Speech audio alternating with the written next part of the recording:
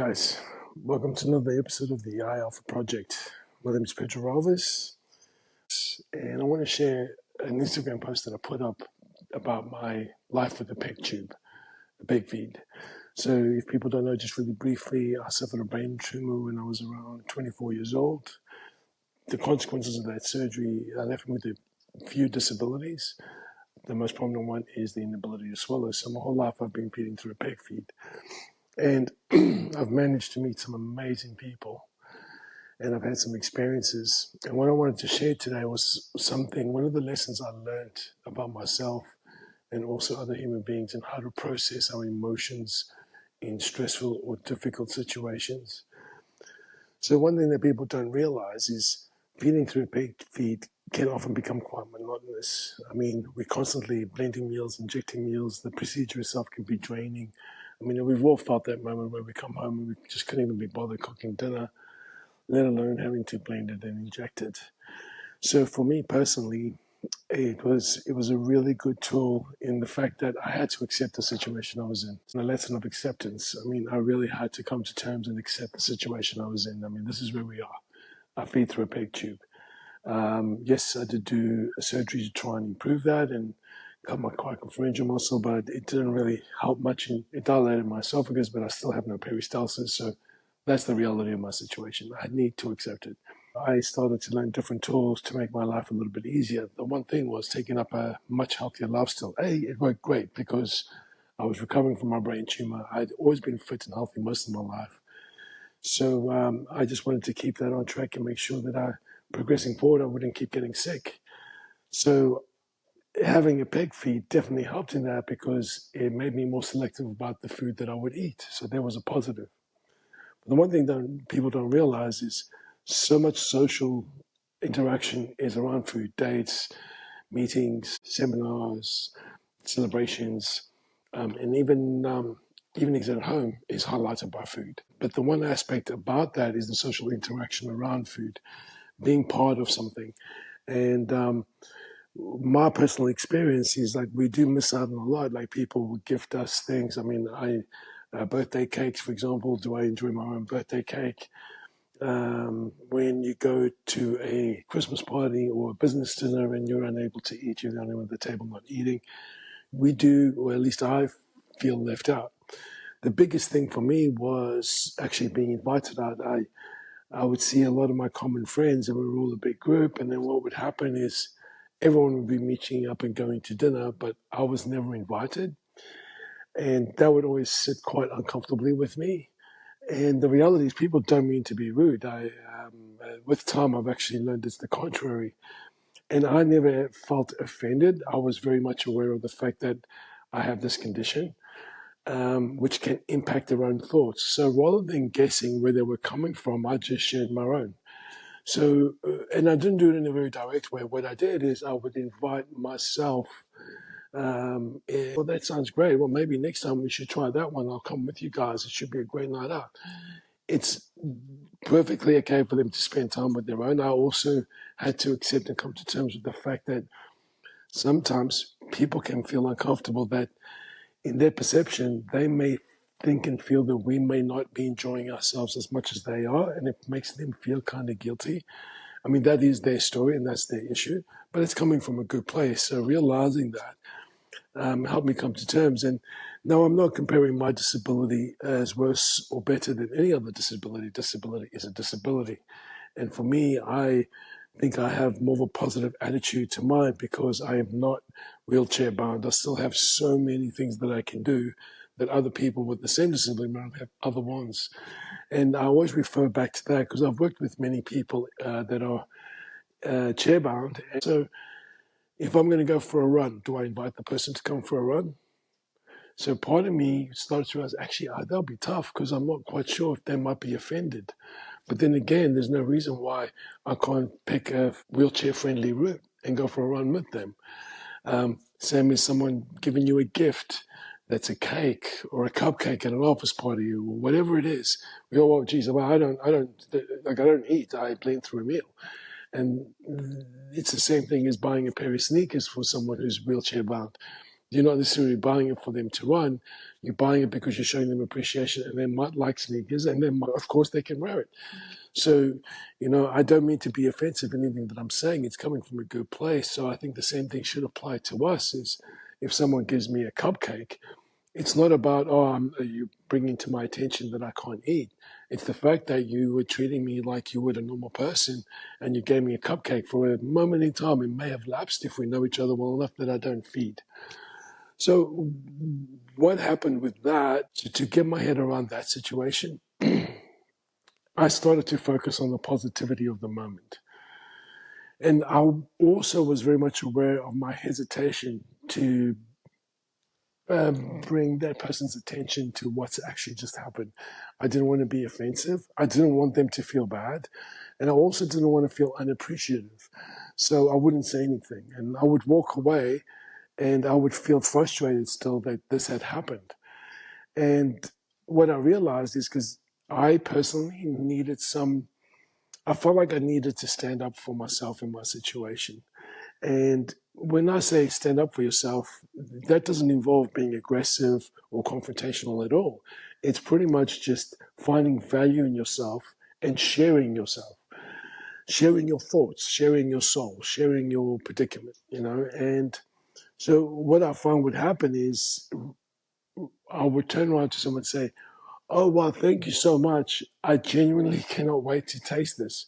Because as most people know, with me at least, I will still chew food and spit it out because I have this gift still. I still have the sensation of taste and flavor. So why wouldn't I be enjoying it just because I feed through a peg tube? And if anyone has a problem with me spilling into a bucket, I don't do it socially, to be honest, only with really close friends. But if those people have an issue with it, they're not really that close to me in the first place. So that's all good. And I don't need to do it 24/7. So it's not a tough situation to be in for me to admit that I enjoy the flavor of food. In fact, I'm appreciating what I still have. So I make a point of saying that, and I also ask them, "How did you make it? What's in it?" Because then I'll say to them, like, "Oh, actually, I'm going to taste a little bit of it. There might be a little bit left over to blend if it tastes that good." Um, so what happened with that is people may have already known. They won't be offended to buy that. You showing appreciation for what you have. And I genuinely have a friend of mine, Toddy. Todd will, every time he makes banana bread, he always makes me one. And I absolutely love it. I don't find it offensive. He knows I don't swallow. So when he makes the banana bread, he knows that I love banana bread. He knows I love banana bread toast. He also knows that I love injecting banana bread. For me, it's like a kind of a cheap meal. And he makes everything from scratch. So he takes the time and he makes me a banana bread. So by no means is that offensive because we both looking at the positive of a situation that seems inescapable, but is in fact still quite enjoyable. I can't escape the fact that I can't swallow, but that's just one aspect of the whole experience. So rather than focusing on that, I choose on focusing on the positivity of the experience. And in that way, I'm creating more awareness, for the person, but also for myself about how much more there is still to enjoy. And that doesn't mean that it gets any easier. In fact, it's something that I've had to practice over time. I'll share one more story before I go, and this was quite interesting for me as well. Is when I was with a group of friends, and one of my friends actually shouts at the first round, and he literally asked everybody at the table if they wanted something to drink, but not me. And then he got up and he left, and he went to order the drinks. One of my mates went as well. Honestly, that kind of hit me home a little bit because then I felt quite left out. They don't know if I inject my feed if I'm out. They're not sure if I can drink alcohol or not. So maybe they just felt like, it's safer not to say anything. In fact, they may have even thought they may have been offensive towards me in front of everybody by asking me when they know that I don't swallow. So taking that into account definitely minimized my emotions, my feelings of frustration about the situation. And when they all got back, I went up and got myself a drink. At which point, my friend who offered everybody said, "Oh, dude, I didn't realize you wanted a drink. I would have got you one." And I said to him, no, it's perfectly fine. It's not a drama. I actually didn't feel like one there, but I saw all you guys drinking, and I actually said, nah, I'd like to have one. So I got up and go, but seriously, it's all good. No stress at all. The back of my mind, I also know that he asked everybody, he could have double checked with me. Again, I go back to my wheelchair bound friend who, if we all go for a walk or a run, I personally would still say to him, we're all going to go for a run. Would you like to join us? And I'm pretty sure he's aware that he's not going to be running, but he knows I know he can't. And I'm offering him the opportunity to make up his own mind if he feels comfortable enough coming with us or staying. But I'm also letting him know that I would like his company on the run or the walk, all things considered. So my friend, when we I could have done that, but that's on him. That's his journey. What I hold on to that from my experience is my journey. And what I choose to hold on is to the fact that I accepted that he hadn't asked me. I also stopped judging him based on the fact why he never asked me, because there were so many good reasons. And I say the word good because to me they might feel bad, but to him they felt good and there is good intention there. So me carrying on to that energy didn't help me, and in fact might make me treat him in a way that he wasn't behaving, and that's not fair on him. And I had the opportunity of making a point of getting my own drink and him approaching me, and I'm pretty sure, knowing him, he would become aware of the situation. In truth, it's never happened again, you know. And I think when we live our lives with the peg tube, we have to be honest with ourselves, with the fact that it's not up to everybody around us to change their behavior.